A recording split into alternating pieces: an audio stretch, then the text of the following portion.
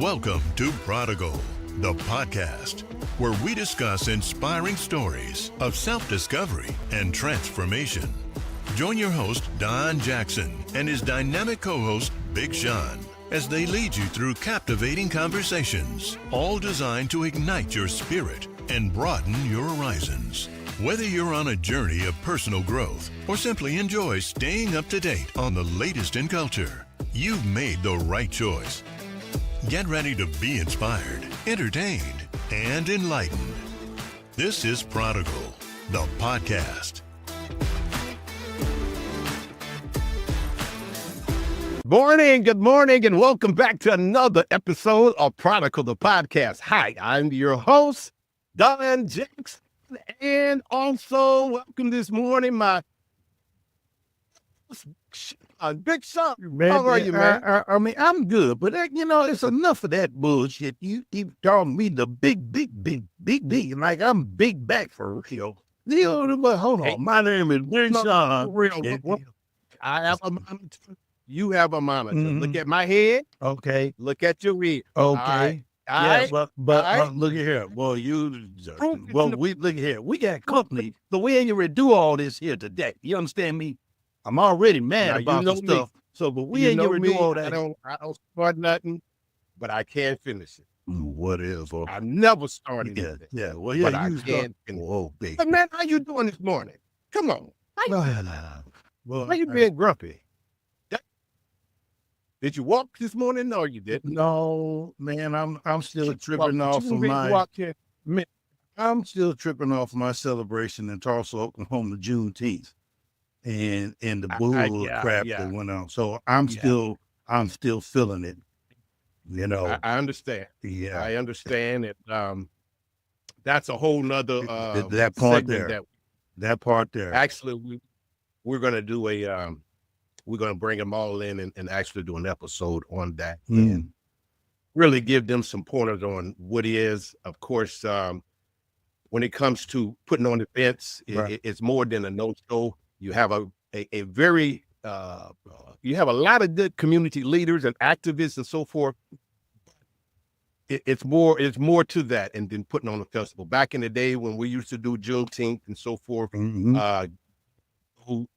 Senator Maxine Horner, who actually really did kick this off, and back in the day, and it was a pleasure to work with her and book the acts and so forth and so on. I remember when it first started, I had a clothing booth, I had my band playing, and I had food booths. It was a family affair back in the day. Yeah, well, I mean, we started that stuff back in the early 80s, well, like 70s, but it was actually, I done a whole lot of shit, seen a whole lot of shit in my life.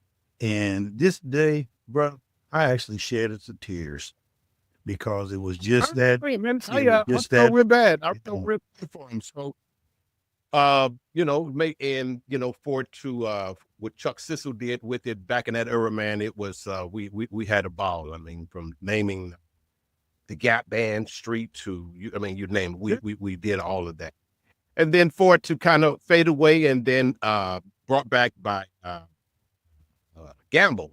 And she did a good job. God rest her soul, rest in peace. And then her daughters picked it back up, and they're doing a fantastic job. But when it's all said and done, perhaps we might give them some consult on what really needs to happen. I mean, you can't do festivals of that size now without having it really secured. Security is the first thing. They need to block it all off. You can't get in without a backpack, so forth and so on. You can't have an open carry state and have an open festival. Yeah, and you can't do that. It's pointing the finger at each other now. Now they're talking about, just like everything else with our Black history, they're talking about stripping the whole thing and not having Juneteenth celebration any longer. Correct. And that makes a real consult, man.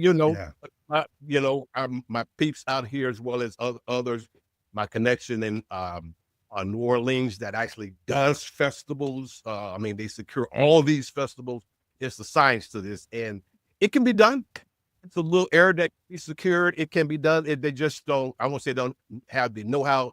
I don't know what the problem is, but we'll get to that. We can tag on that. Yeah, really. Yeah. Yeah, but nevertheless, we got a prolific guest today, man. I'm just so happy. This brother had the time to stop in and share some wisdom with us. Most of you guys know him. If you know anything, have been searching anything about what is Kemetic spirituality, or want to know about African spirituality, this brother's name has been in that circle. He has well over 100,000+ followers around the globe and so forth. He's doing a fantastic job out there. I've learned a lot from this brother. But without any further ado, Sean, let's welcome to the platform Reginald Martin. What's up, my Hey, my brothers, thank you. Thank you. I was looking around, Don. You was doing that introduction, man. I was like, who the hell is he talking about? Who's that dude? About you. Great introduction. But I appreciate it, man. He should have been on hey, TV. Man. Yeah. Man, for real. And he's got some skills. And man, I was telling him that I've been I listened to a few podcasts, but honestly, brothers, I don't listen to a lot of them. But I found y'all's guys' podcast. I could not stop listening to y'all because y'all funny as shit. Man, ain't that crazy? I'm telling you. But y'all have good time, but you're learning too, you know? So, man, I really enjoy listening to you guys, man. So, I've been binging on y'all, man. So I'm glad that I found y'all. So I appreciate you guys and what you do. We appreciate that, man. We thank you for that, man. We appreciate it. We're, like I said, we're just out here, man, just trying to fill a void. The Prodigal movement, the global consciousness movement. Our goal is to tell transformational stories and, try to change one mind at a time, and not really change your mind, just do some pointers, because we can't change any mind. Absolutely. So that's 100. We're out here just trying to do, man, and following people like your lead and so forth. You give us me a lot of inspiration, man, because you're like a blind man in the dark with a flashlight, following the telos of nature, which is source. And look what you have done. Look what you have done. I appreciate that, brother. I appreciate that. It's been some work. Yeah, let's jump straight into it. Before the academy, before you start deconstructing and changing people's lives and coaching people around the country, who was Reginald? Man, let's see. I was a kid that grew up in poverty. So single parent mom. Man had two brothers, two younger brothers, so I was the oldest. And I grew up with a drug problem. I mean, my mother drugged me to Sunday school. She drugged me to Bible class. She drugged me to Sunday morning. She drugged the hell out of me when it came to that religion. My mother there was nowhere else that she was ever on except church. Wow. Boy, that used to piss me off. But yeah, man, but I grew up, man, I a staunch Christian family. I had the type of family where Jesus, it was my Jesus. And if your Jesus wasn't like my Jesus, you had the wrong Jesus. So it got to be where at family gatherings, man, I had uncles that they would say, like, we go to Thanksgiving dinner, and we get this one uncle. And my children even grew up remembering him. But he would start to say the blessing before the food. Man, his blessing was a sermon. So he was going to make sure that everybody that wasn't Christian, they was going to get a good sermon during the blessing.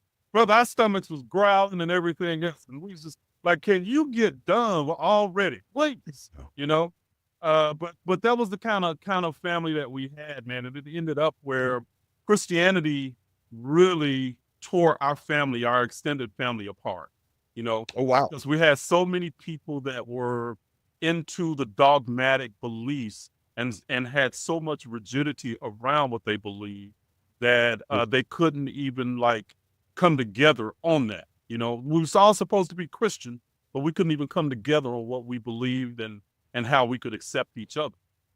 So, how did that? Unpack that a little bit. How did that look like around the table? man, a beautiful family. I mean, we had people that were the absolute salt of the earth, man. I mean, my uncles, my aunts, man, just good people, you know, through and through. But like I said, we could all be together, you know, early in my life, up to my teenage years. But after a while, man, they just got to where we started to drifting off into our different directions, man, because, you know, once people started getting together, they couldn't get along. You know, the cookout would break out into a debate, you know, and we again talking about Christians, you know, and then there was a few of them like, well, I had another uncle that he started to getting into the more occult knowledge and stuff like that. And of course, he was the black sheep of the family, you know, and they were all trying to convert him every cookout, you know, every gathering, you know, convert him back to the, you know. So, Were y'all playing but you know, it dominoes? was just Right. Were y'all playing oh dominoes? man, and spades? dominoes, spades, you know, you name it, man. Oh, well, then That's there's what we where the was doing. spirits come from, you know, because when black folks play dominoes, especially spades, you're going to have some different spirits around. For real. Some cheating spirits. Yeah, that and getting to talking about folks. Yeah, you know what I'm saying? Yeah. Exactly. My mama so hate to that do was this our to you, family, but man. Right. But I was talking all kinds of noise, you know. yeah. So I got to where I didn't even like to play dominoes with my uncles, man, because one, they was good as hell. Right. But two, Yeah. man, they talk so much noise, man, you'd be like, you know, man, it was traumatizing. Yeah, it can So be. I had to get out from around that domino table. Fights and everything else. Man. So was everybody a backslider, or were they sending everybody to hell? Either you were constantly in the faith, or you were going to hell. Well, you was either you believed my Jesus or you was going to hell, you know. And I had What Jesus was that? The man, back Jesus, the holiness Jesus. What's Jesus? man, it was just I don't even know if it had a name. It was just they had a belief that their Jesus and the way they believed it was the right way. So we That's went right. to basically a non-denominational church. So all of us, you know, in a sense, we grew up in a non-denominational church. But man, it was something else. And I remember I started to really question things right around I was about. I started questioning her, but I started asking questions to my mother at about 15 years old. Okay. And I remember asking the question, and I said, "Mom, so somebody who's Jewish does not believe in Jesus can go to hell and they can be a good person, do good in their community and everything. They can go to hell, but a person that can be a mass murderer can, on this deathbed, say, I accept Jesus, and you're going to tell me that they're going to go to heaven?" Man, she didn't even bat an eye. She was like, yep. And at that point, I was like, that messed me up, because I was like, you know, how can that be? You know, how can a good person go to hell and a person that's done bad end up going to hell? And I couldn't reconcile that. And that just started my journey away from Christianity. So by the time I went to college, probably 3 years later, 4 years later, I went to an actual Baptist college, got a basketball scholarship. And of course, I ran into Christian people who, you know, said they were Christian. Man, I decided I was atheist when I stepped onto that campus. Oh, for real. So you wasn't at the free but throw it was line praying that it go in then, huh? Oh no, bro. But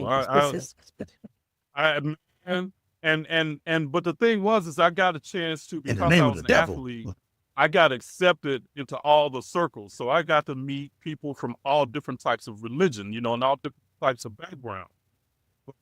One of the things that really got to me was it was never said, but it was implied that if you can be a good Christian, but you'll never be the best Christian or a better Christian than a white person, you know, in a sense. Now, they didn't say that, okay? It was never said, but it was implied. And at that point, I was like, I'll be, hell no. I'm like, I'll never accept that I'm inferior to any man. I'd rather go to hell than to have my belief that you are better than me just because of the color of your skin, you know?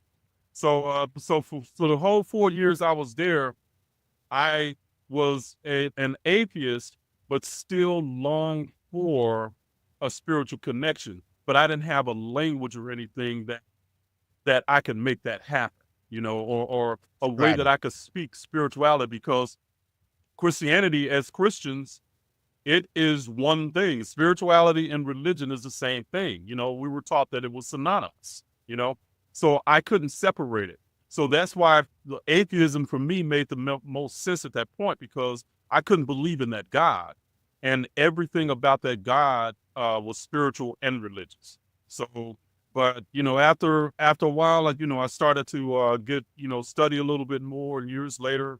And, you know, and I started to recognize that spirituality and religion are two different things. Okay. Mm-hmm. So what was the dating, not to date your boy, what time frame was that? What year? This was back into the early 80s, mid 90s, or early 80s, mid 80s. So back in that time frame. So I went to college. My freshman year was 1981.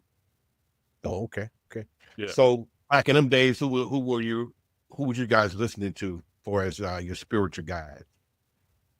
Oh man, who can I? There was, so back then I wasn't necessarily aware of the big guy. Well, I could say Billy Graham and Jimmy Oral Swag. Roberts, because they were the guys that was on TV. Right. You know, that was pretty much it. And I had a grandmother. She listened to Oral Roberts religiously on Sunday. Yeah, back in that era, that pretty much all it was. He was the guy. That was it.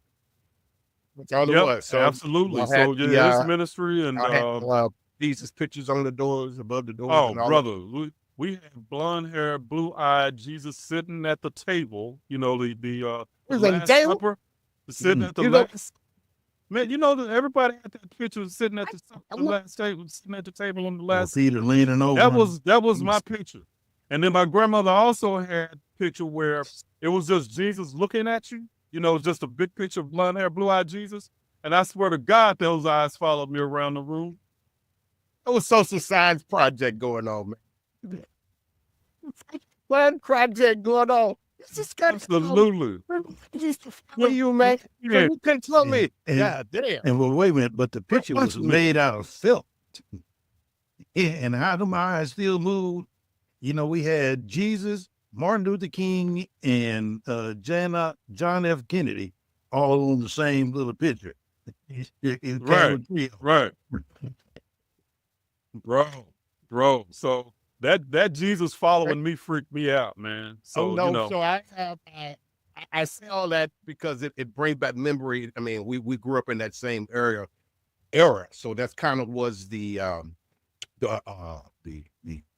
mindset of what was going on in my household back in them days. You know, the Oral Roberts, you name it, whoever was on TV, whoever was preaching Jesus evangelism on TV, that's kind of who we were.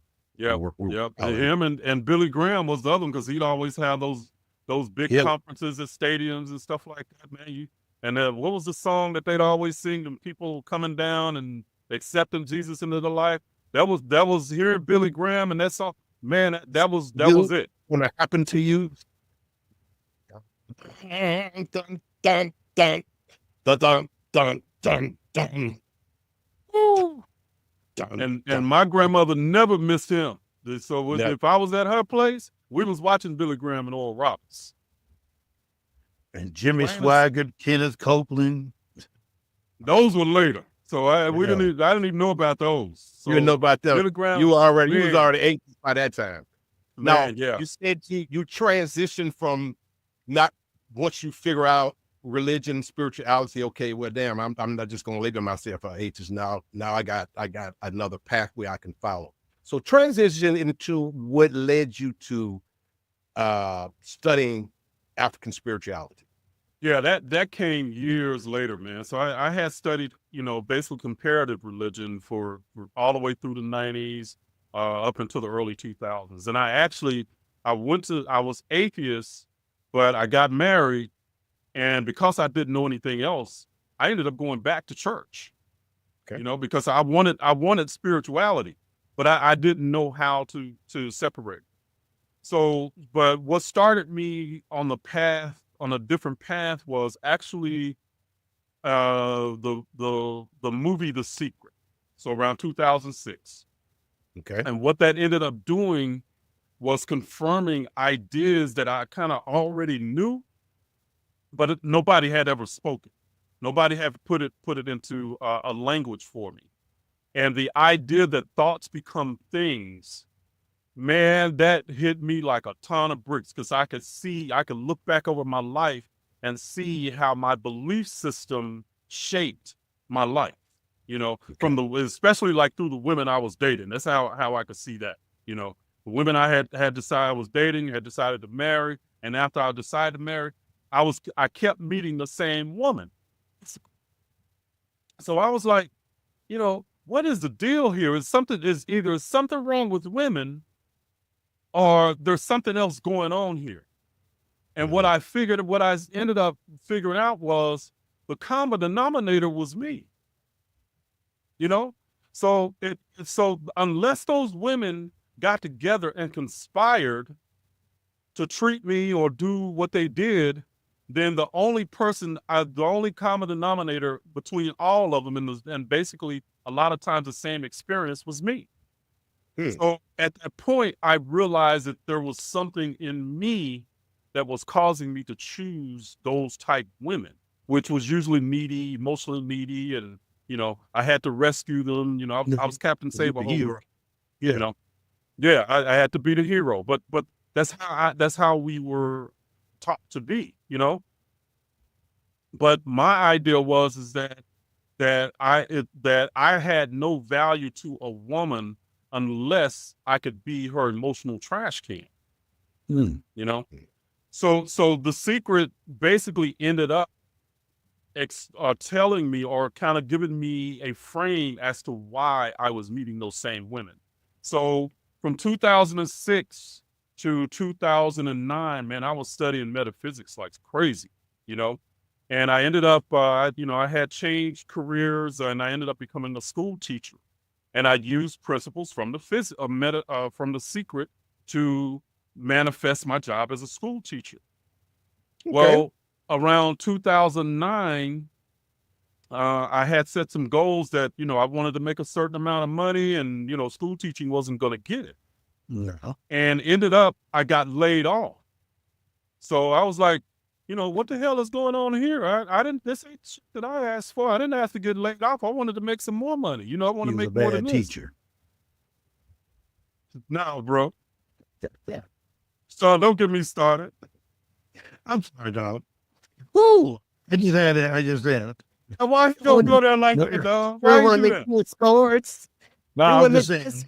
I was talking about the movie, Bad Teacher. You know, What grade was it? Did you I was teaching middle school, so 8th graders. And we got one of the bad schools that got little shut down. Exactly. I would And in quit. the Dallas ISD, bro. Yeah, In the I Dallas would've quit. ISD, Yeah. in Pleasant Grove. Okay, that's Not where I was teaching. PG.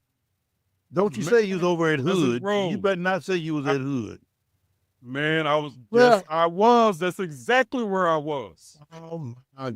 That's exactly where I taught. So Well, how'd you keep from getting dude, hey, man. shot? I was trying to keep from killing some mothers in that, some of those youngsters, Yes, man. yes, Man, yes. those boys. But yeah, you had to dodge some bullets. yes, yes. But so when I got there, man, it was like the ISD that year they overhired. So they ended up overhiring. So they ended up having so first or last in first. So I ended up getting laid off. Man, looking back on it now, that was the best thing that happened to me, because I actually, for the first time in my life, I collected unemployment. And at that time, the economy had dropped, because remember, real estate was real bad and everything was going crazy between 2008, 2009. Man, I was able to I ended up losing everything I owned. Ended up living in a one-room hotel. but that was the first time I actually felt like a rich man, because I could collect unemployment, and then I could basically study all day long. So my question was, how is it that I can get my prayers answered? Because I didn't have, I did everything that I thought I was supposed to do. My prayer didn't get answered. And a matter of fact, the opposite thing of what I wanted ended up happening. So I started to research what is prayer, all of that stuff. So I had to start from the drawing board. Gentlemen, I studied for 16 to 18 hours a day. And this is no joke and no exaggeration. I wake up in the morning at 4 or 5 o'clock in the morning. I study till 8 o'clock at night. I would study metaphysical stuff. I would research all kinds of stuff. And this was at the time you could get these download sites, and man, you can get all kinds of free shit. I mean, you could download it was the torrent sites. Man, I could download all kinds of stuff. So man, I downloaded videos, I downloaded audios. So I was studying 16 to 18 hours a day for a year and a half. That laid the foundation for everything that I teach today. That time, but by that time, not to cut you off, it's always interesting to hear the backstory of when you came around that corner. Yeah. And to hear that was that first thing that brought you around that corner. Okay, but go ahead. But yeah, and that is, so that's the thing that really, I mean, I just, enjoyed studying, always have. And then, I guess it was around 2010. 2009, I told somebody, I said, you know what? Whenever I want to get a job, teaching job, I can, And gentlemen, I put this knowledge to work, and I filled out. So once I decided, okay, this is enough, I'm going to go ahead and go back to teaching. I filled out an application for the DISD again on a Thursday. Finished it on Friday, put it in. On Monday, got an interview, and then Monday afternoon, I had a teaching job. Okay, so manifested what I needed, right then and there. Ended up, doing some speaking around the Dallas area and stuff, on metaphysics. And then one year, a friend of mine at that time had a spiritual center, and they wanted me to speak at the spiritual center one Sunday. And this was during Black History Month. Well, I didn't want to speak about, the spiritual, because one of the things I hated about Black History Month was they act like our history started in 1865. I couldn't stand that, So I was like, Juneteenth. So I was like, man, I don't see. bro, y'all know your people were nothing else except the slaves that came out of slavery, So I was like, no, I don't want to go there. I want to go back. I want to find out what my people, my African ancestors believed before they were colonized, before Christianity. And at that point, that's when I started to look. I started to look online for stuff, and I couldn't find anything. And honestly, a lot of the people, I was actually listening to these brothers back in the 80s. I don't want to call no names, so don't try to make me do that. But these brothers I was listening to in the 80s, they were still teaching the same shit called comedic, in the aughts, They hadn't changed nothing. Slides, they were still using pictures from when they was 30 years old. They was now 50 and 60, So same stuff, recycled, but it wasn't spirituality. And what I recognized was they talked about spirituality. They talked about our ancestors and spirituality, but there was no how-to spirituality. No how-to, no practice. Okay. What it was, nothing to practice, no application, no nothing. And that pissed me off, and I was like, where is the people that's teaching this stuff, the how-to and stuff like this. By this time I started to find some books. There was some pretty obscure books, and a lot of those I share on my YouTube channel. I just gave the people my those books and put them in the videos. Here it is. y'all can check my shit and see if I'm lying or not. You know, that was the idea, you know, check it out. And, but I started finding out a lot of stuff. And because I had been trained as a teacher, I could recognize stuff I could recognize concepts, you know. Gotcha. So one area in Christianity, I could recognize the commonality between the concepts of Christianity and the concepts of ancient African spirituality. So I was like, something's going on here, you know, like what's happening? And I ended up finding out basically African spirituality was the same source for the law of attraction stuff. So all of the stuff I had been studying, and it answered all the questions about my childhood religion and things that I believed but found out wasn't true. So that's the long story of how I ended up getting to the Kemetic stuff. And ever since then, it's really been developing those ideas and really helping people to understand it, just really speak it to where it's not this woo-woo frou-frou stuff. It's actually, how do I use this shit to change my life? And that's the angle that I've always come from. And that's what my stuff does. So I know that I've had people come through my programs, my coaching programs, stuff like that. Their lives change. And I have enough data to know that what I teach works. And a lot of it, gentlemen, it's just common sense. Common sense backed up by ancient African spirituality, ancient Kemetic spirituality, and the metaphysics and all of that. How do you bring that all together? And that's basically what my stuff is. What I've done with what I do is I brought it all together and put it into a coherent system. And I said a coherent system, man. And I just commend you off the bat because you created an academy. You actually created a curriculum, an academy, where anyone that has a desire or seeking African spirituality, it's there. There's a course. There's no other course out there but your course. Yeah. Right. Yeah. There's no other academy out there but your academy. There's a plethora of information and other scholarships, and then a lot of recycled stuff of some of the old masters and so forth that are, have went before you. But right now, your stuff is, hey, I commend you on it. I appreciate that, brother. Yeah. Now, give us some, for the layman purpose people here, that, man, what is African spirituality, man? I hear talk about horrors and hooroo and rock and how that connects and how is that, how did they steal that from Christianity, steal that from him and Tefanu and Glard, all this, who's this stuff?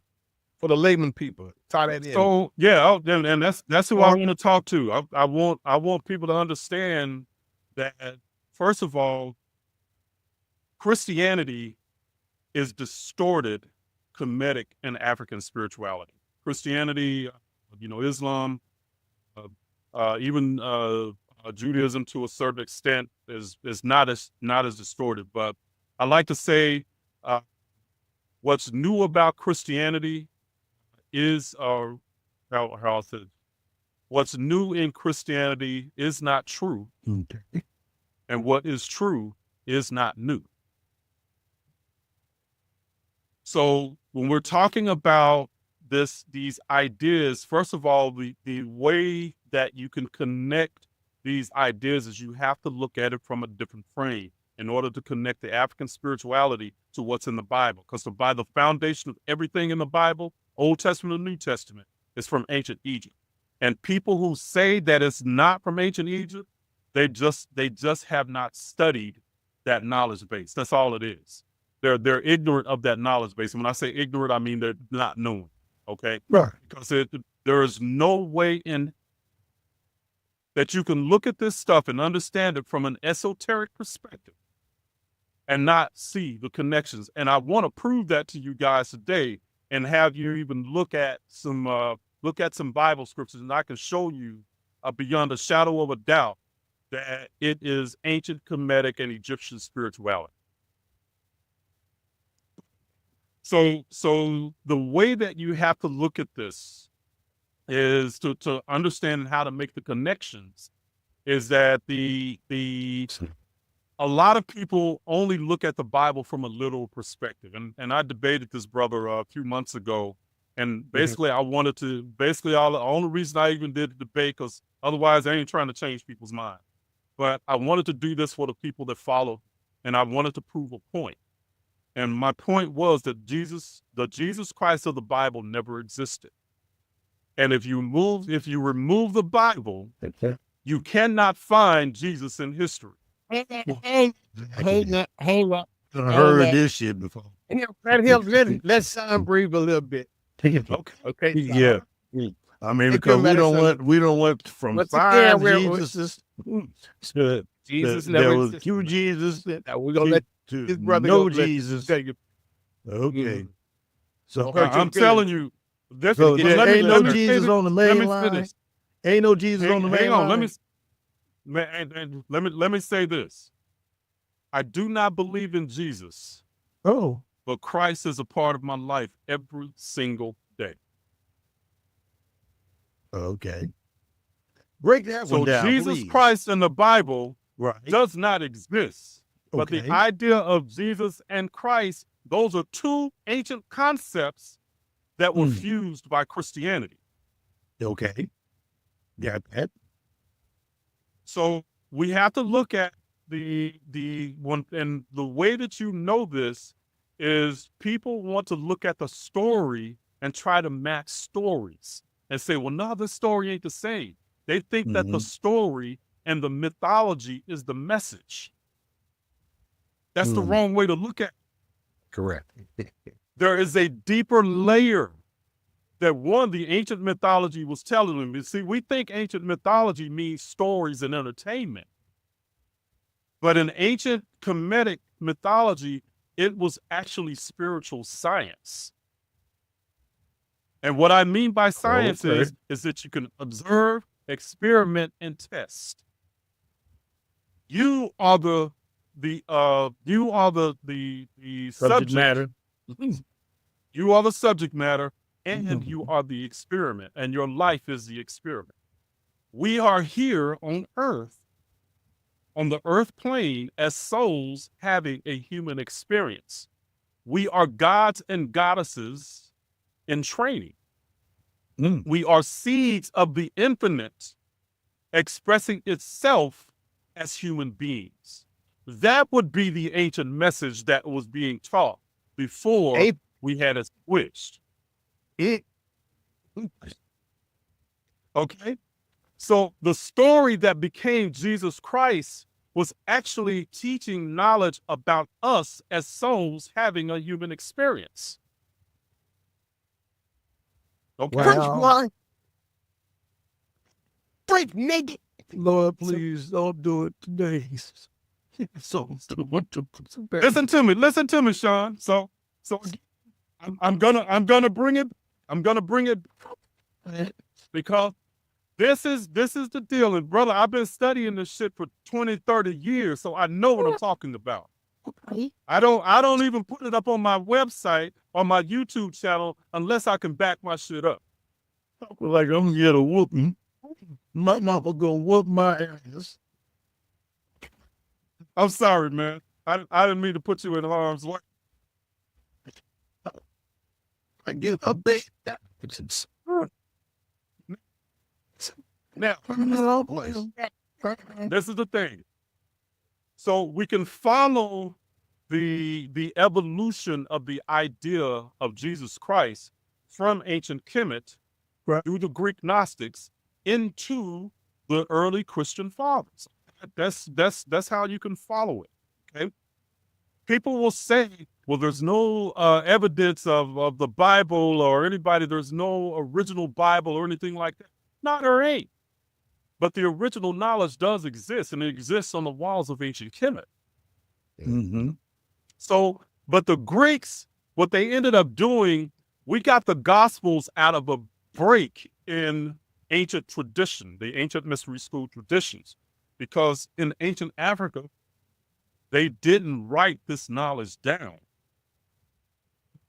And a lot of people want to look at that to say, well, they didn't have a writing system. No, they had the Medu Neter. Right. And the Medu Neter means words of God. Mm.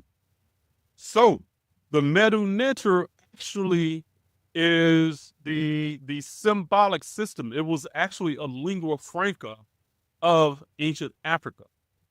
So in other words, African tribes from all over Africa could actually read the Medu Neter, okay? Because they knew it from a symbolic perspective. All right? The idea of Jesus in ancient Kemet was known as Yeusa. Yehu the Sa. That means, in the ancient Egyptian, that means the ever-coming Son of God. Now, the Son was a play on words because Yehu the Sa was actually the light of God, the intellect and the will of God descending into matter. Okay. Y'all follow me? Yeah. Okay. So the idea, this idea was spread all over the Mediterranean for centuries. Plato actually distilled the idea into the Platonic theosophy that ended up becoming a part of the Bible and what we know as the story of Jesus Christ, his birth and resurrection.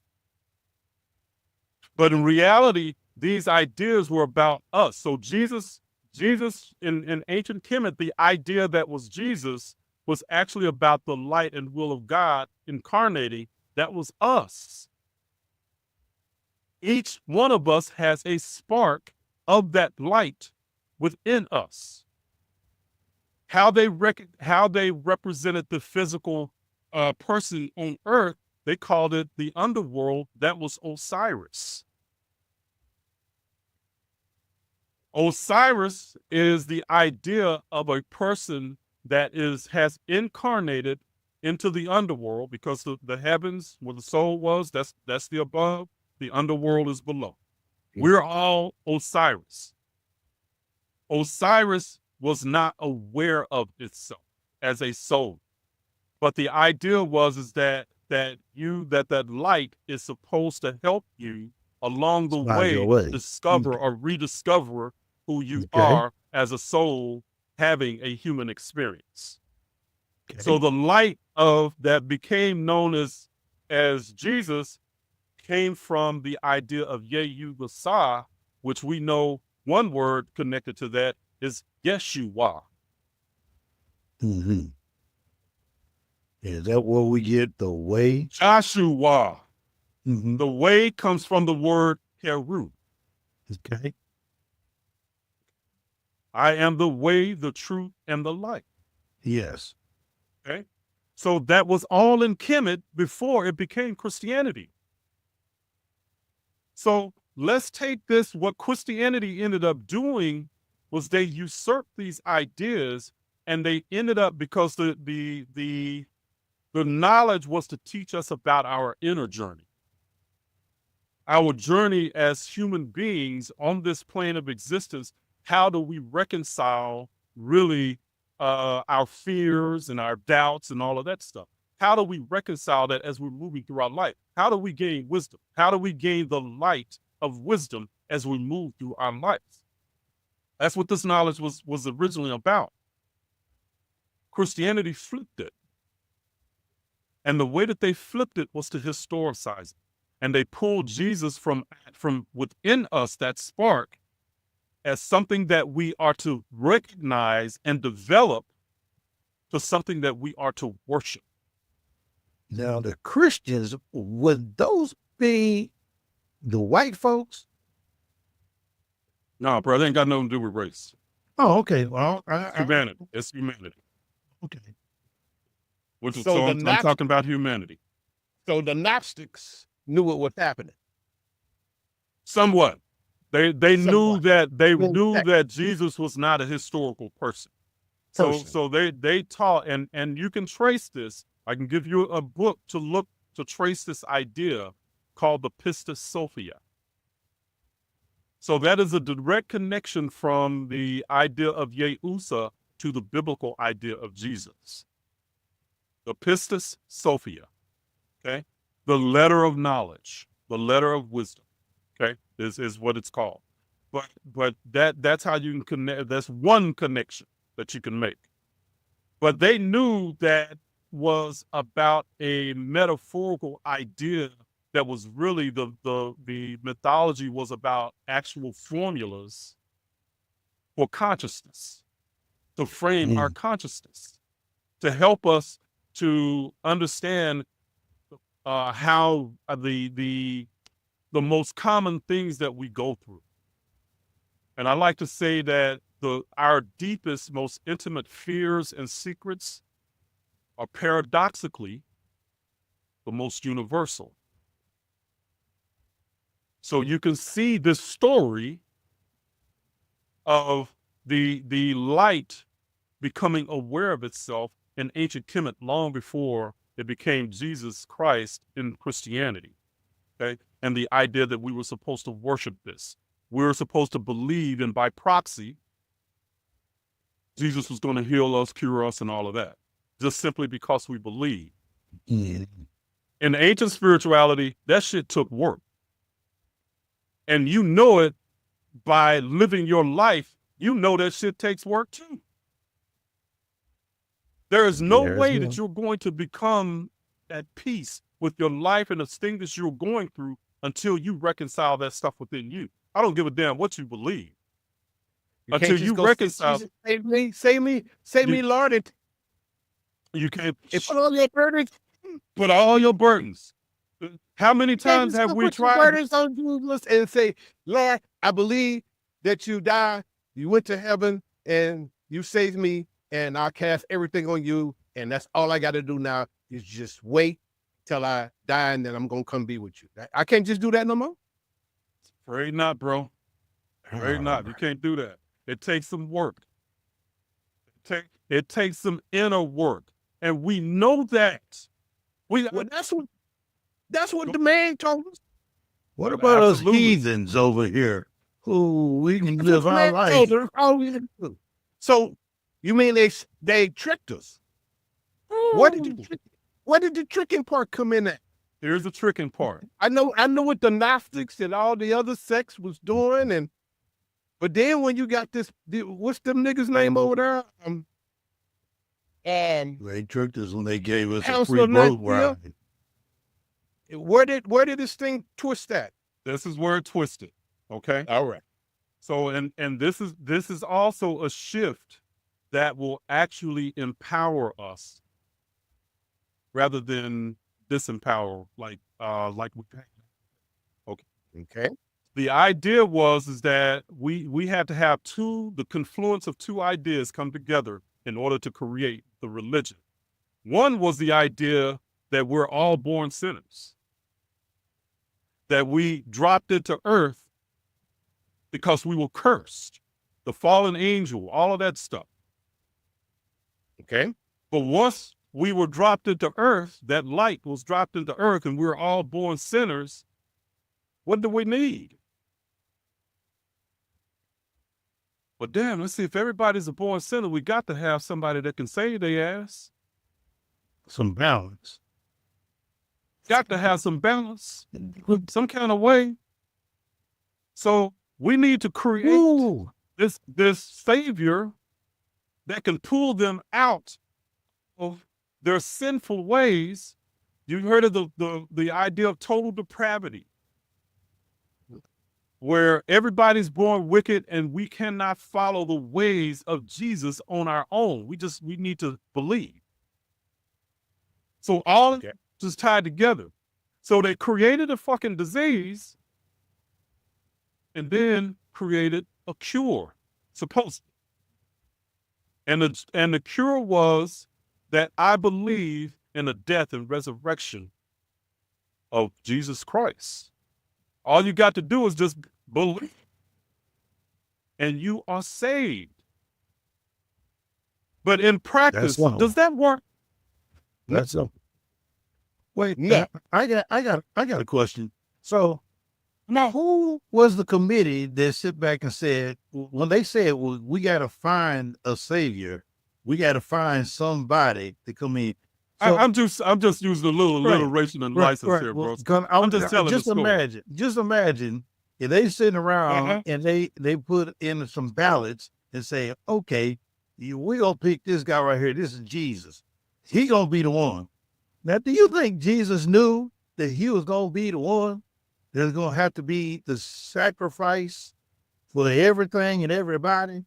He gonna have to die for everything and everybody to make everybody who believed that he lived and How does it sound when you're saying that? have eternal life? How- I'm just saying. Well, I'm just saying. That's just If, saying views. if it was me, I'm just saying. If it was me, was no- I'd been like, no, nigga, fuck y'all. I ain't get ready to do this shit. I ain't get ready to. Hell no, Daddy. Hell I'm sorry. no. I can't. No, Daddy. I'm sorry. I don't even can't know do this this. nigga right here. This dude I'm here. not gonna be able to do it. No, there's too much shit going on out here. And I ain't even had none yet. and I'm I'm like, 33. ain't that it? What now? Now you know we know none of this shit's real. You just thinking this shit up. But you didn't tell me about it. Wait a minute. I'm 33 and I ain't had none yet. I ain't No. Only thing I told them is the kingdom is God within me. And I tried to explain it the best way I could to make them know that we're the same. We're all one. And evidence Now, was told why him they that. done work? I don't know why the f listen to Apostle Paul, that arrogant motherfucker. Gay. I don't even know what listen to Apostle Paul. He just got his own shit going on. I never met that motherfucker. Just making up stuff. And then he like, he made it. LGBTQUSD. Click on my Wow. name. Gay. Okay. So this is the thing, is that even just saying that, Sean, it Mhm. don't even make sense just speaking it out. Well, damn, I It's thought not it even sounded good in logical. my head. That sounded good. It sounded good. That's good. So it sounded Right. good that God It's a, I'm gonna until sing they my- got to the part and said, what if I am? Shit, no. He do it. It don't I can't even volunteer for sound bro. logical. Right. So No, and I'll tell you, this this dude here, point- he good. He good, man. I'm telling you, he good. Oh, the what? I'm saying that man good. Yeah. I'm still gonna bring you some proof that this all comes from Egypt. So this Oh, Oh, okay. is your breath? Well, come on then. so and we're gonna use the Bible. Oh, Because this is one thing. I know that we are not going to reach our people without being able to go through the Bible first. And I know that there are ministers that know this stuff that I'm talking about, and these brothers and sisters are struggling. They've deconverted in their mind and their heart, but their job is tied to their beliefs. Their whole Bingo. livelihood, their family's well-being so they is tied check. to preaching every Sunday what they Correct. believe. Now, I'm not going to sit here and talk bad about somebody who's got to feed their family any way that they can, because, brother, I done been there. Real shit. But what I'm talking here and what I'm explaining, this can help these brothers and sisters actually teach a more empowering message and do it in a way that it doesn't alarm their congregation. Because if you say, I've dealt with ministers who started trying to teach these ideas and they ended up losing their congregation because they just didn't want to do the lie anymore. And there are many brothers and sisters that are out there right now doing the same thing. They don't want to keep preaching what they know is not real. Okay? So this is what I am doing. This is a lifeline. And it's the truth is more powerful and empowering than the lie. mm-hmm. Plain and Okay. simple. Instead of teaching these ideas where somebody outside of you is going to save you, the ancient Kemetic spirituality and ancient African spirituality, and understand Kemet is a mouthpiece for African spirituality. These ideas that I'm talking about from Kemet were all over Africa. These concepts, these spiritual concepts, not religious. Religious is man-made. Religion is about an external locus of control. You need validation and acceptance from something outside yourself in order to be okay. And we know people are living in conflict and pain trying to do that every single day. But they don't know any different because there are so many people living that way that they think that shit is normal. Mm. Now that's crazy. There are so many people living that way in conflict. People are told, oh, the conflict, oh, that's because you can't know the ways of God. You're confused because you really can't understand what God is doing. That decouples you from your own inner spiritual knowledge. That kind of stuff is complete bullshit.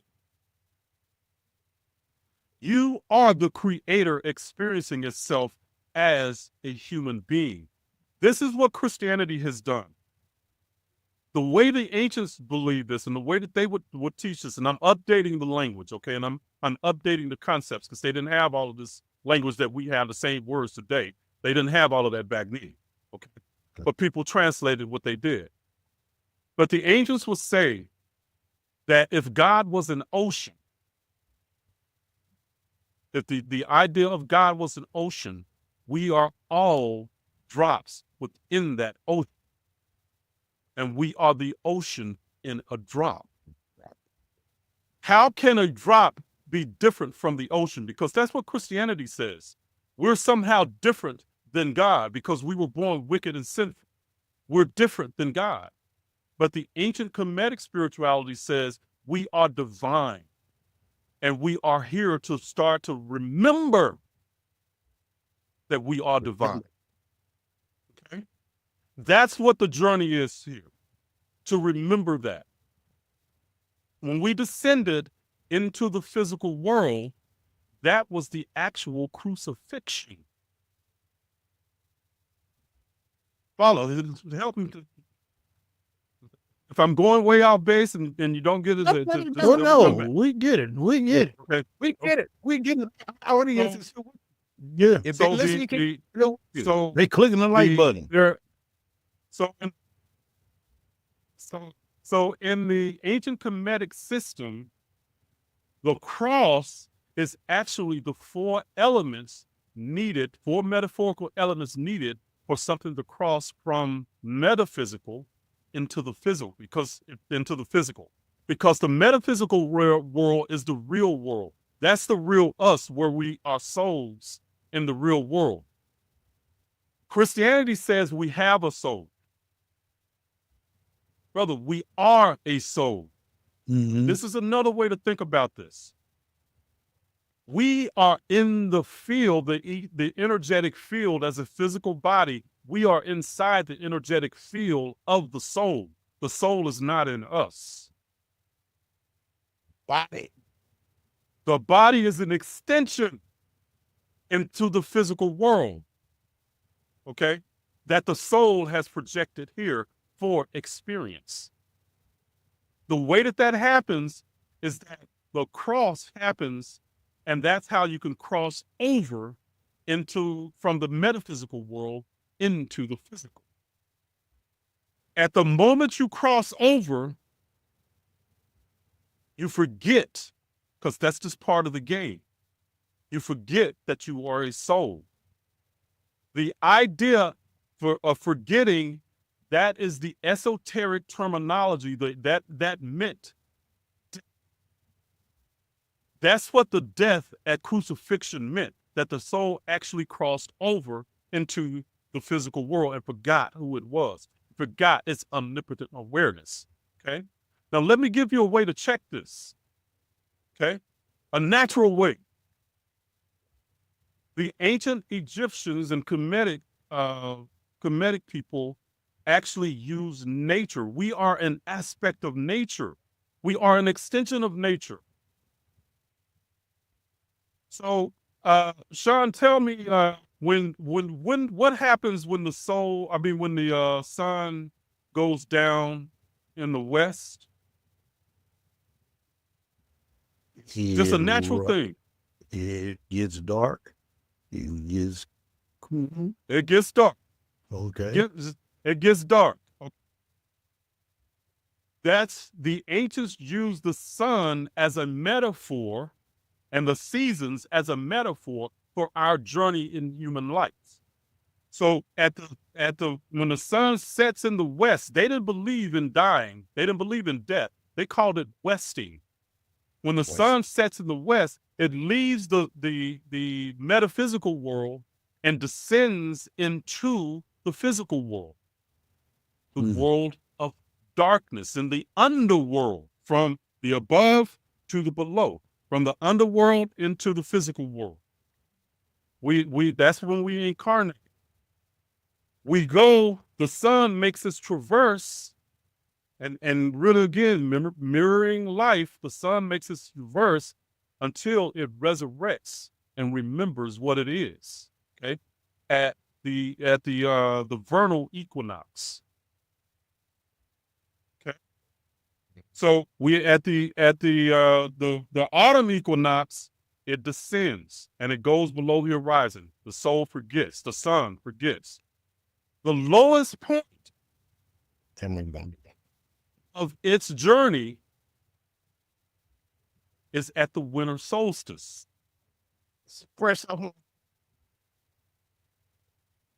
When does the winter solstice happen? What season do we celebrate there? Winter. No, I'm sorry. What holiday do we Christmas. celebrate at the winter solstice? Christmas. Christmas. Christmas. It's the birth of baby Jesus. Now, let me tell you again, I'm going to connect this back to nature, my brothers. Okay? So at December the 22nd, 21st, 22nd, okay, the sun freezes every day at noon for 3 days. And it doesn't rise any higher for 3 whole days. So from the 22nd to the 25th. At the 20th, it goes up 1 degree higher at noontime.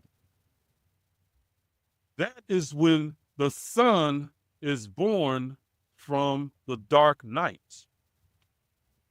The I and the J. Let me take this to linguistics here. That's etymology. I and J, and Y are interchangeable linguistically from ancient languages. There was no name Jesus back in 5,000 years ago. It was Yeshua. So, but the I was around.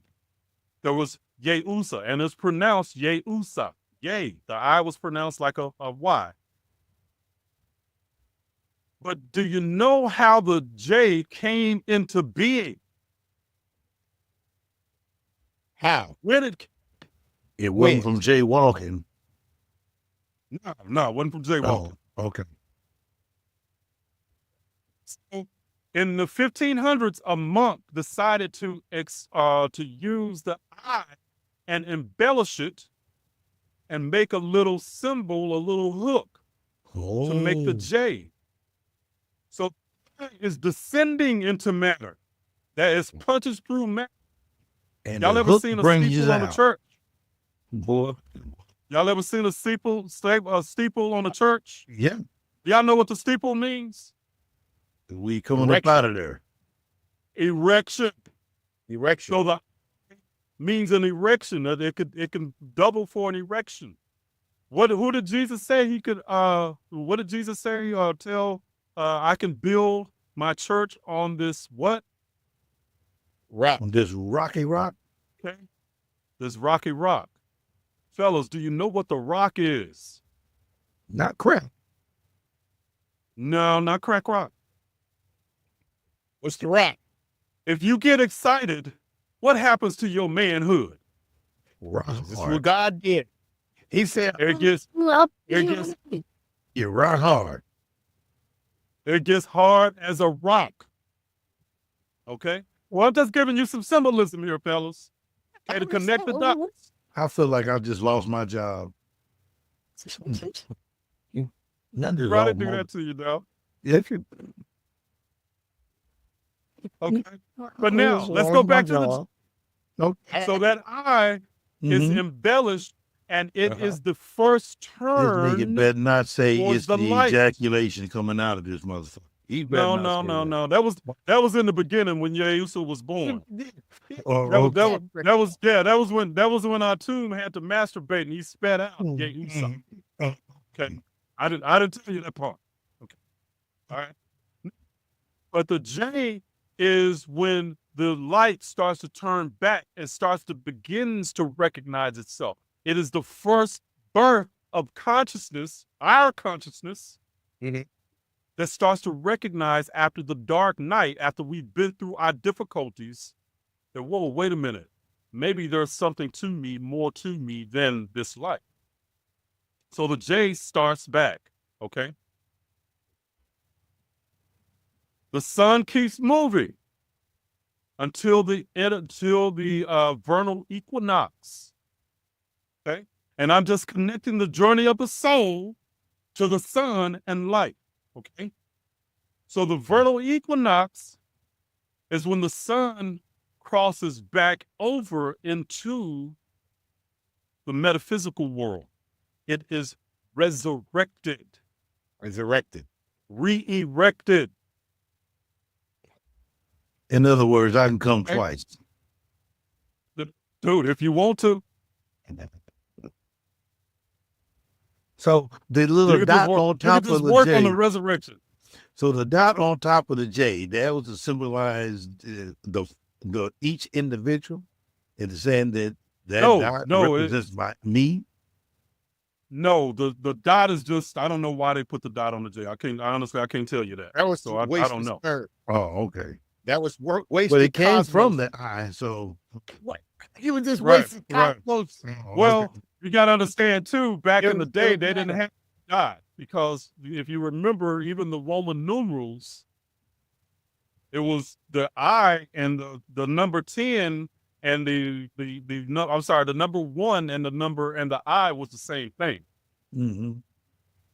Okay, so they didn't have a dot. So Roman numerals, you got to talk about the Roman numerals, I and 1 are the same. Okay, so they didn't have that. That came later. All right. What season does the resurrection happen in? What holiday? Christmas. Easter. Easter. Bunny. Yes. Don didn't Easter go to a time. Christian school. I told you. He had to Now, listen to his Let me daddy. tell you where Christianity, where they jacked this up, because they took this out of the natural progression of the sun. The sun, S-U-N and the S-O-N. Right. Christianity tells you that the crucifixion happened, and then 3 days later, he rose from the dead. Right. Okay. But that's not the natural progression of the sun. Right. The natural progression of the sun, it happened at the autumn equinox. Okay. Do you know how many days there are between Easter? I'm not sorry, the autumn equinox and Halloween? I don't. So 365. no, from September 22nd No. to October 31st. How many days is that? I'll bet you do. 60. Well, there's a number in it. There, you're close. You're close. Come down a little bit, Okay. because there's a number that we all know Right. about in the Bible that Moses wandered around in the desert. 40. 40 days. 40 is not an arbitrary number. Okay. So there are 40 days from when the 40 days from the vernal equinox, the autumn equinox, to Halloween, or Hallow Eve.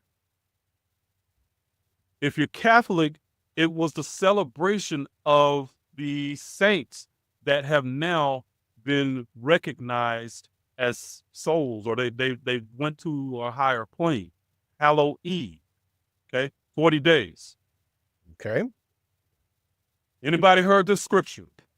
I must decrease as he increases. That's your Okay. Bible.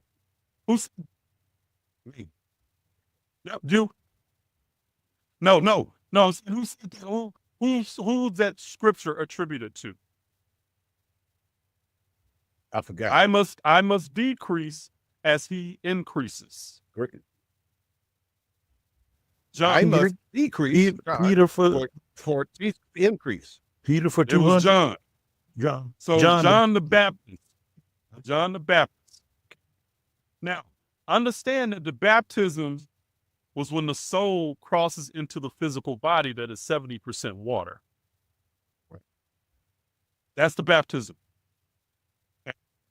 John the Baptist, as in that 40-day period, it is actually when the soul is preparing and getting used to being in the physical world, in the mother's womb. So there are 40 days between that, in that gestation period. Okay? I'm just bringing some science to it, brothers. To help you understand it, the way this is not arbitrary. So when I say I know what I'm talking about, this is not arbitrary shit I'm making up. You're going to be able to connect it logically, okay? Scientifically. Okay? That's the way it's supposed to work. That aha moment. Guess Okay. what the aha moment, guess what Jesus represents? Repeat what you just said, Sean. Uh-huh. The aha moment. The moment that the light comes on. The Christ. moment you go, oh shit, I get it now. That instant is when the light comes on and lights up you from within. And now you get it to where you can gain wisdom Man, I can from run your and go human scary. experience. Mm-hmm.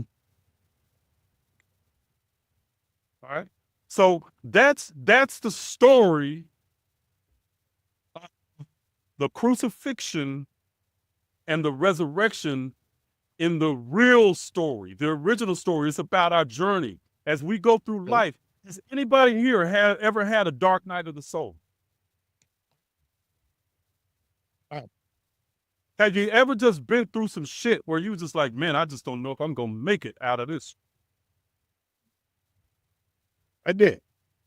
It's a natural, normal thing that many of us have. Yeah. That's what the angels were basically telling us. This is a formula for, this is what happens. But even though you go to the dark night, which is at the lowest point, is at the winter solstice, at some point, you start back up. Back up. And when you get to when you really gain your full wisdom, you have resurrected or remembered who you are as a soul. You remember your power. That is the resurrection. That's the story of us. That's where that idea comes from. Now, when you're going through that dark night, you were just saying earlier, can I believe just to believe in Jesus and just get through this? Can I sick Jesus on somebody? I had an aunt used to want to sick Jesus on me. Can I sick Jesus and fix that mofo? It don't work like that. No, it don't. Actually, I took Jesus in. I took him by the hand. I took him by the hand, and we went in. We both went in the dark night of the soul, and he said, dude, you doing no more than I had to do. I had to come to myself in the palaces of my mind and understand that there's only one thing happening. You know, you got God. He's just, he really have DID. You know, we are just we're just altars. Let me give you some backstory. My favorite metaphor, bruh, is only one thing happening. I really appreciate how you break it down, the spiritual African spirituality portion of it. I'm kind of, if I want to be like more the evangelist, I'm going to go straight to essence. You have the African spirituality, you got Buddhism, you got all these systems that all point to the same thing. Same thing, same story. Same story, different, depending on their origin story may be different, Yes. but they're pointing at the same thing. At the end of the day, linguistically speaking, you're going to end up at the same thing. You're going to have a different story, different way, different point of how you got there, but it's the same thing because everything is a fractal of the whole. But that fractal is going to only shine from that point of view. It's only a point of view. I'm a point of view. You a point of view. Sean is a point of view. So our point of view is only going to be a subjective point of view of the whole. Yes.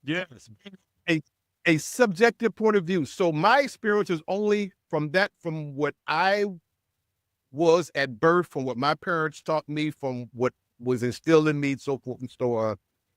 That's my point of view of what is. Now,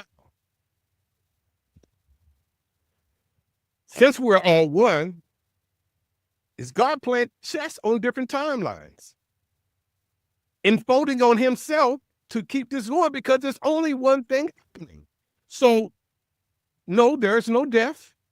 There's only spirit doing what it's want to do. We are fields, however you want to say it, because anything that is objectified, we really can't even talk about because it's not us. Right.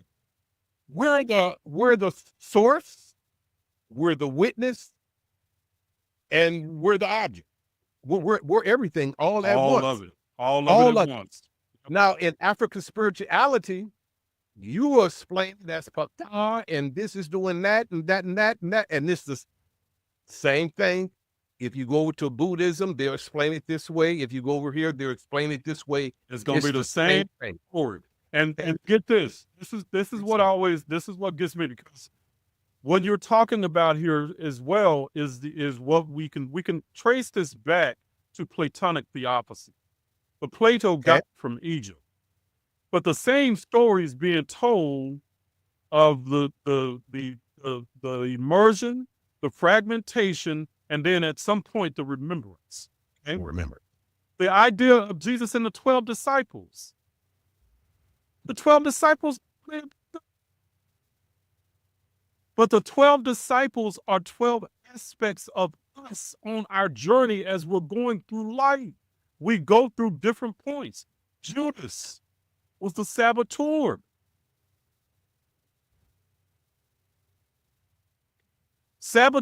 Do we have a saboteur within us? So the idea of the temptation of Christ. Christ basically means that you have at some point through your life experience gained wisdom from your experience. That's the idea of the KRST. That's 10,000 years before we ever had the idea of Jesus Christ. You're going to find that same concept in Buddhism, Hinduism. You're going to find it in all other spiritual systems. Same concept. Same concept. But there's only one that's a literal historical person. And we're told that's because it's something special. What is new is not true. What is true is not new. The new idea was that the idea of Christ was a body, a physical manifestation of something. Nobody taught that before Christianity. Nobody. They changed that. But the thing that is going to be most empowering is when you do remove your consciousness from that external locus of control and come back to your internal locus of control, recognizing that you are the creator of your reality and you can create your life. And the way that you want to do that is by following your joy. Every day that you're not following your joy, that is some work that you have to do in some kind of way, shape, or form. I know that from experience, not theory. I know that when I have been through my dark night, and me, I'm a hard-headed ass Scorpio. So I'm going to do my thing until I get my ass whooped, and then I'll be like, okay, I'll give up. I'll relent. So I've went through these times where emotionally I've been down in depression. But I knew Jesus wasn't coming to save my ass. The only way that I was going to come out of that depression was I had to figure out a way out of that. And what I did, and this is something that I teach, what I did was I wanted to feel better. I wanted to get out of my depression. And what I did was to find one thing that I could do in the moment that would make me feel better from within. Gentlemen, I love studying. I love, finding out information and stuff and sharing that shit. That's just something that lights me up. That's one thing that I did, is that I just started studying and I'd be like, oh man, this is interesting. This is, wow. I started for one moment and then I forget that I was depressed and I'm enjoying myself so much. 2 hours have passed. I'm just enjoying doing what I'm doing. I'm just enjoying being. Being a researcher, just being in now. Being in the now. I moved out of my depression. Then I was like, man, somebody else might want to know this, I might as well create a video about it. Wow. I have fun creating a video. Before I know it, 4 or 5 more hours have passed. I'm no longer in depression. I am in joy. The moment, In that moment, enjoy. Enjoying myself. So I let joy, that energy, that feeling, be my guide through that dark night. My joy lifted me out. That was a Christ moment for me. I gained wisdom to where I understood that if I'm ever feeling that way again, that I need to find something that brings me joy to move me out of that depressive space. No pills, no waiting on a savior. It was me internally knowing what I needed to do to rescue me. That is an aspect of becoming the Christ. Well, that's deep. I feel like I have been in Sunday school today.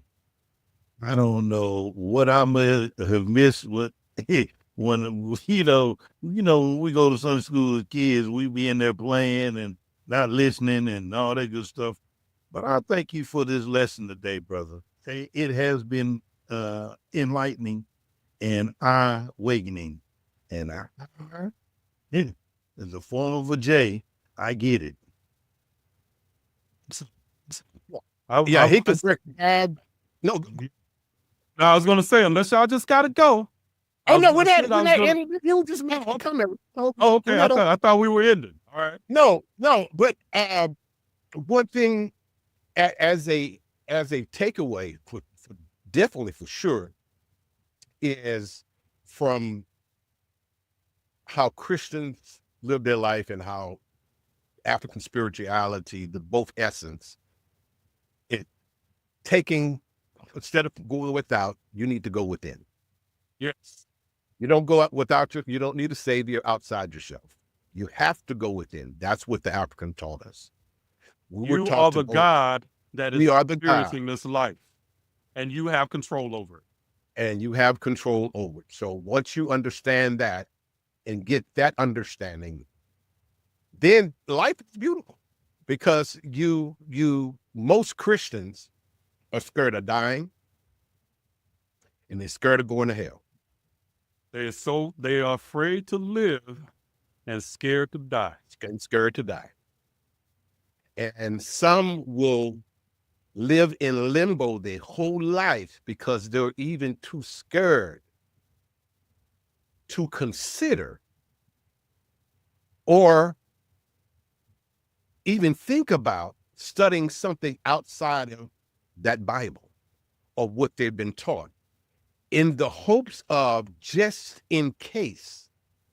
And it really breaks my heart in 2025 for people to live their life just in case, when they're basing it on edge in their bet. Hell, and I may miss heaven because mama might be in heaven. And they don't even understand. If you go back again, where did Jesus say that that heaven was? In Luke chapter 17, verse 20 and 21. Mm-hmm. The scripture says, you cannot point to it. You cannot say, lo, here, go there. The kingdom of heaven is within. Heaven is your joyous state. It becomes something, it becomes a practical application, something that you can live with, not a reward for when you die. Not a place. Not a place. Never Not was. a place. Heaven is a state. And it is a state of being. It's a state of being. So you can create your own reality, and you do that simply by what you've been saying, bro.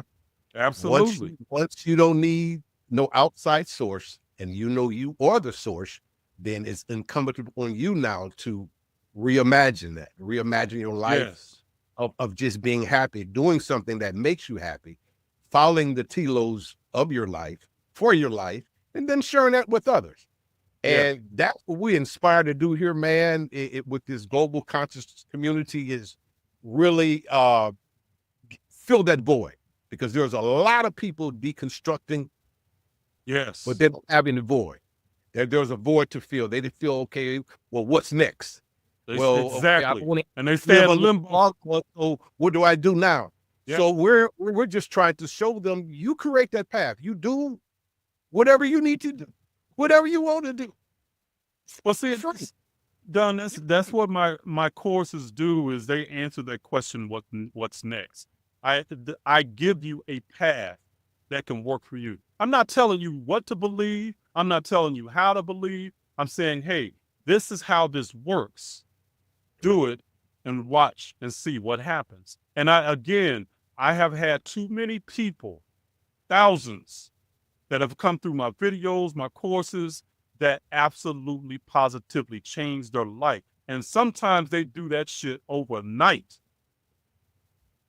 Let's Not talk that about things change, but that their mindset changes and they start to look at life from a whole different, empowered perspective. Okay. So for the listeners that's out there, you do have the academy. You have several different systems and modalities. Let's talk about each of those. What's the price point, where they can find them, and those things. Yeah. So the easiest way nowadays is to find me on my Substack. So you can go to Substack, reginaldsubstack.com, reginald.substack.com. Okay. And you can find me there. And I'm writing articles. I do a few videos here and there. So I'm doing that. You can go to if you want to take a course, a class. I have a number of classes that I'm actually teaching you metaphysics and the practical application of it. But you can go to comedic-centered-living.com. Okay. Got that? Comedics. Say that again. Comedic-centered-living.com. All right. Okay. And so I have a number of classes, courses. I've written a book. I have that on Amazon, but you can access that from.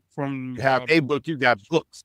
I got a number of books. You got books. Well, my latest book is the Egyptian origins of Jesus. Okay, so cracking the Christ code, the ancient Egyptian origins of Jesus. Okay, and it's about helping people to literally flip from having that external locus of control to coming back within and accessing who you are from within and discovering who you are.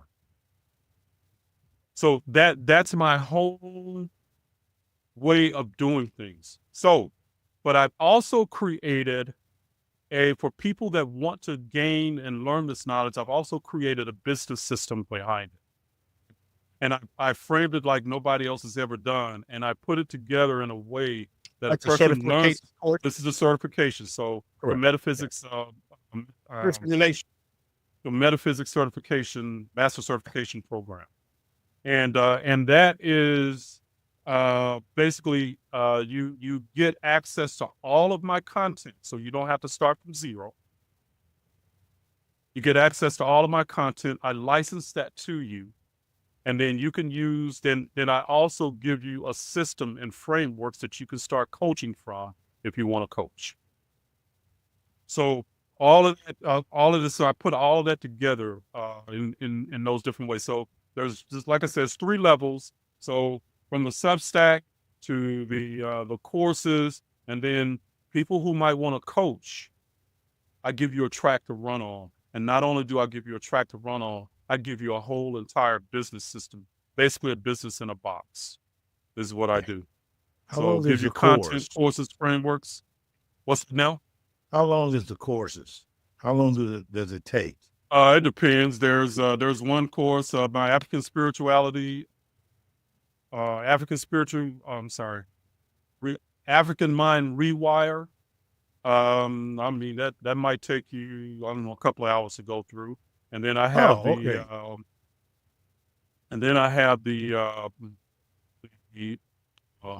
now I can't even remember the name of my course. I forgot it so long that I did this, but that course is the soul level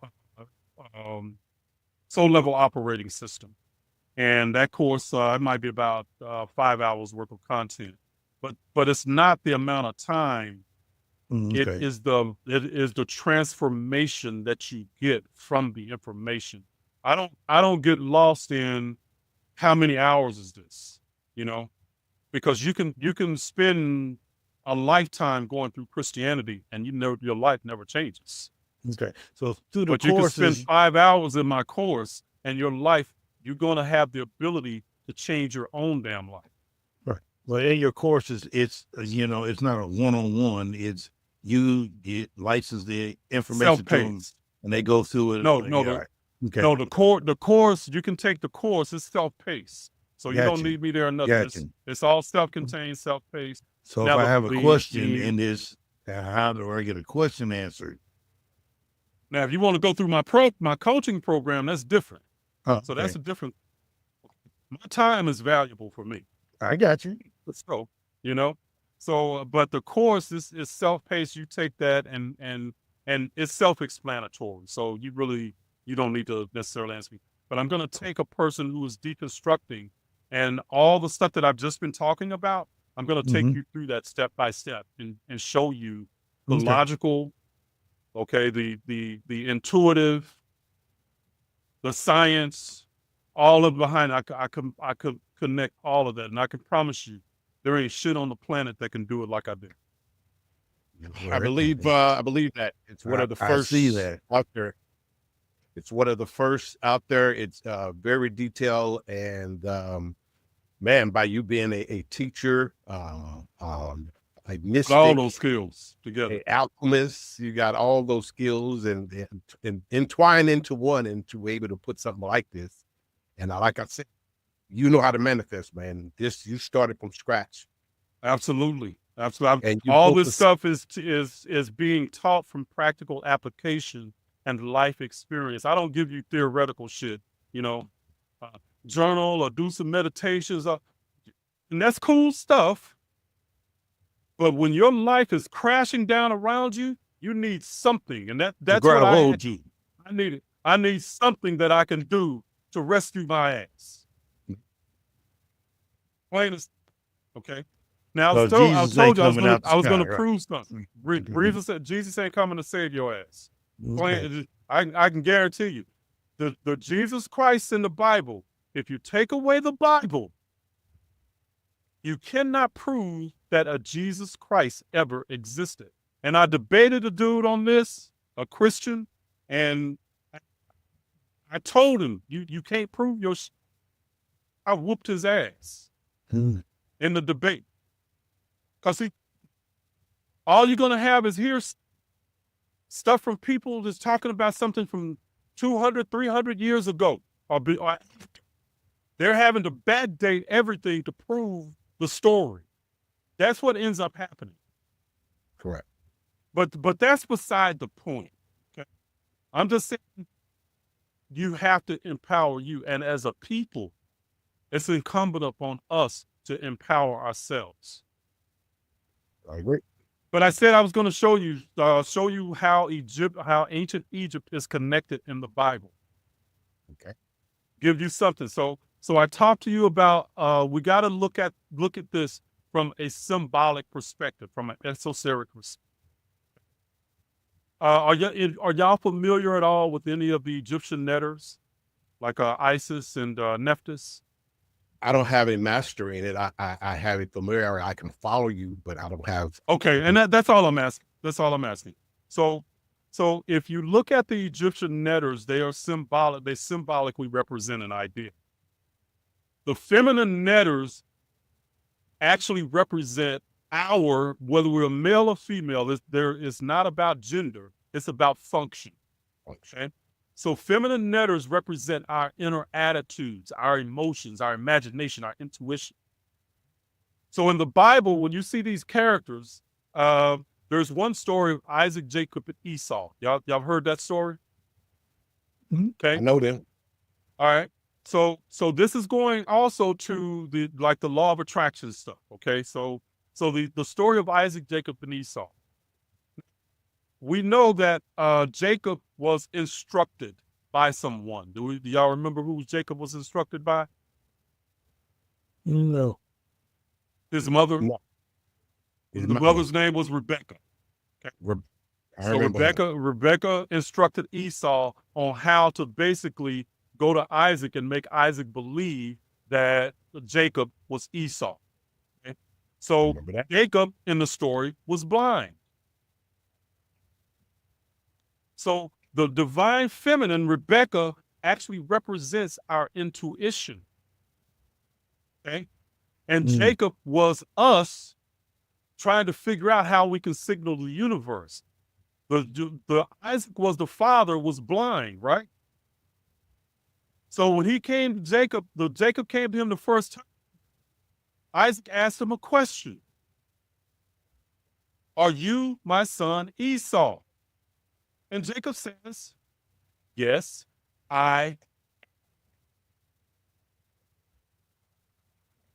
Okay. And then Jacob asked him, but Isaac asked him a question next.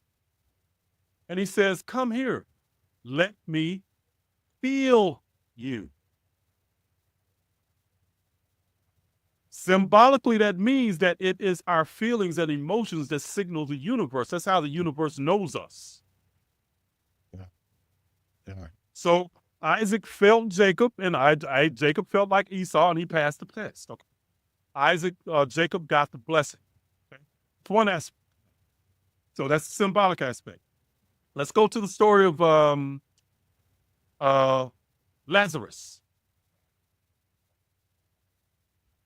So in the story, we can look it up. I think it's Luke chapter 10, verses 38 and 39, I believe, if I remember right. Okay. And I'm just trying to remember that story. But in the story, this is we got Mary and Martha.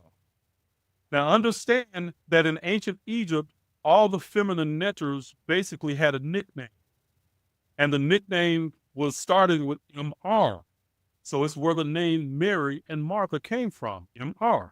Okay? And that stood for the idea of the magnetizing qualities of our inner being that magnetizes the stuff to us. Okay. So in that verse, in Isis, in the symbolic Isis, there is a chair or a seat or a throne on her head. That's how you know it's Isis. So there's a throne, okay? A seat.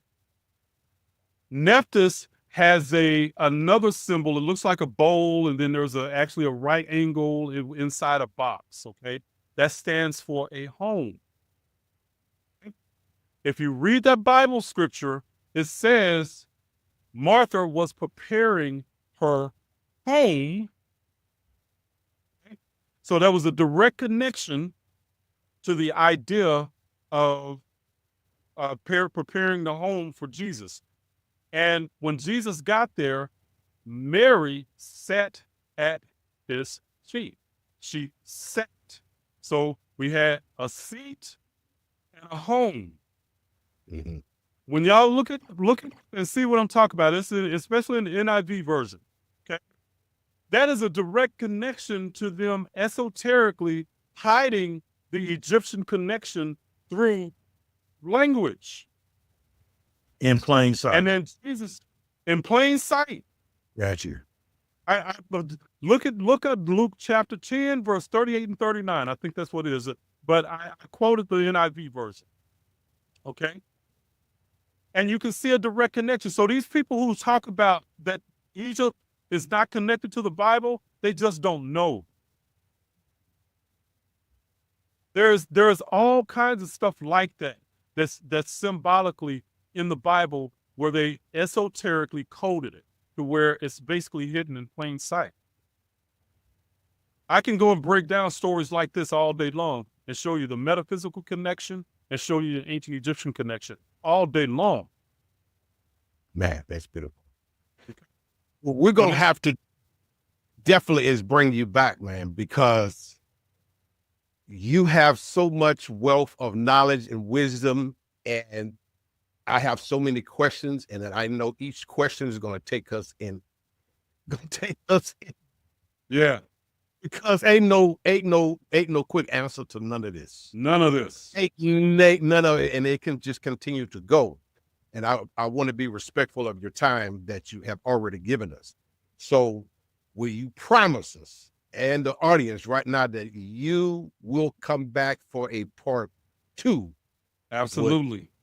All right. Absolutely. Y'all just let me know when. Him and Coach Ren need to come back together. I have with some other variations, and then I do have some retreats that we're planning now that we're bringing a lot of like-minded like ourselves, and bro, definitely got to be on that panel. So I'm answering you for I'm asking in front of everybody. So y'all hear him say yes, and y'all don't see him there. Y'all know he's full of shit. It's like that. Esoterically.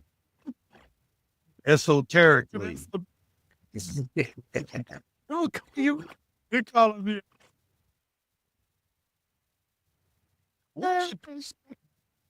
We're not playing, but no, man. I don't even know where to start, but let's do this. Sean, I'm going to give you the floor. I'm sure you might have some real questions that you might want to ask this brother before we begin to go to a wrap. Well, I mean, I don't know if there's questions.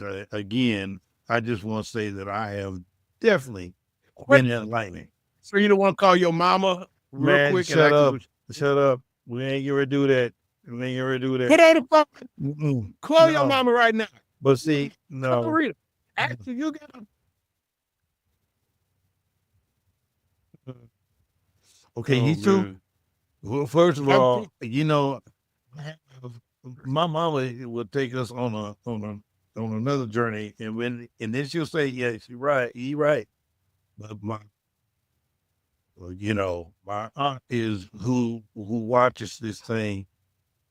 I'm waiting to hear about what her feedback is gonna be, and she's just gonna say, she's a researcher. She's gonna say, "Well, okay, I know what he talking about. I know he ain't lying. He ain't lying." And then she gonna say, "Well, how do you get these niggas to understand this?" And I'm like, "Well, I already know it's coming. That's why I said, hey, they gotta want it. They gotta want it, because I don't even try to convince people, man. They gotta want it. But what I'm telling you is, I'm in trouble. I already know. Some of my folks, they gonna be like, "Now, what the hell did you find that?" Well, and then I'll tell them this. I can back up my. I understand that, but the part that I'm in trouble about is there was a song, "Jesus is real." He's real. until today. You see what I'm saying? Right. If you can replace Jesus, if we can figure that one out, if we can figure out how to Esoterically Jesus. now. Hey, we don't have to know, replace it. We just need to understand the depth of they what don't want to that understand. meant. I know, we know, but it's like, I just say bring them all with you, and then you eventually. Well, see, and a Yeah. lot of it too, it's just common sense. Family, Yeah, we get it. know that we Yeah. can't get to our peace through just believing in something. You're right. We You're know that. absolutely- Well, hold on. We have grown to know that now because we went through, shit, from the very beginning, from your great grandparents to your grandparents to your parents, they all told you this is what you have to do and how you Yep. have to do it Yep. to get along through life. And, Yep. Yep. we as a people, Until you can't. we stood on those things until we found ourselves and standing in front of the judge, and he say, well, 20 years, and then you sit back and say, well, Mama, did you ask Jesus to come? What? Jesus. Bro, I I'm can't do telling- these 20 years. If I was What, was Jesus? still Christian in 2000, I'd be in jail right now. Oh, Lord. Mm. I'd be in Well, I'm jail glad right you now, ain't serving a Christian life sentence then. for murder. I Well, would have killed some mothers and then just asked God Mhm. to forgive me. Yeah. Yeah. And go. If you up there, Jesus, just forgive me. Right. Yeah. Mm. Man, So I it's been just a want to say blast. thank you, Brother Martin, for blessing us with your time today and enlightening me. And now I know you in the same city. We're gonna have to get together. Maybe catch us a Absolutely. Maverick game and go see old Cooper Flag. There see you what go. happened There with you that. go. Flagged. Yeah, Flag Power. Huh? Absolutely. Yes, sir. Yeah, Don them they stole Luca from us. Oh my Lord.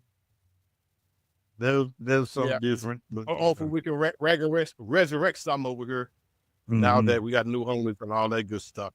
But Yes, nevertheless, man, I can't say it enough. It's been a pleasure having you. I know our listening audience have definitely got something out of it. If you haven't, then something wrong with you. Now, what is your Cash App if someone wanted to bless you, sir? Cash App is oh man, I know you was gonna ask. Ways to give people. Ways to give. Hold on. Because over here, we don't believe in tithe. We don't believe in none of that, but we do know that it costs to pay the bills. It costs. There you go. It costs time. If you have something, we do believe in exchange of value. If you got some value, then you need to bless this brother. You And need I to bless. appreciate that. And it's He does. $sign Ku. That's KHU AKARU 1. So that's Ku Say that Akaru again? 1. Spell it again. $KHU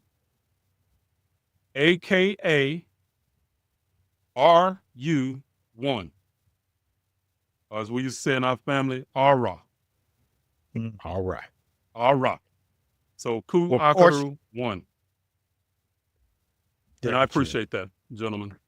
I Yeah, definitely absolutely. appreciate You, of course, you guys will have all of his information down, link in the bio with where you can find him and so forth, all his social, where you can purchase his book, where you can seek him personally for coaching, as well as joining some of his classes and courses. Like I said, if you're ever interested or had the interest, you should have the interest if you're African American and want to know just straight history as it relates to African spirituality, Kemet, Egypt, so forth. That's the place to go. So please go support this brother. He's doing great, great things out there. Once again, Reginald, we thank you here at the Yes, Prodigal sir. Podcast. And until next time, All right, Peace. my brothers. power and love. Thank you for tuning in to Prodigal, the podcast. We hope today's episode inspired you to embrace your own journey of self-discovery and transformation. Don't forget to follow us on social media and subscribe to the podcast so you never miss an episode. Join us again next time as we continue to explore the ever-evolving world of culture with your hosts, Don Jackson and Big Sean.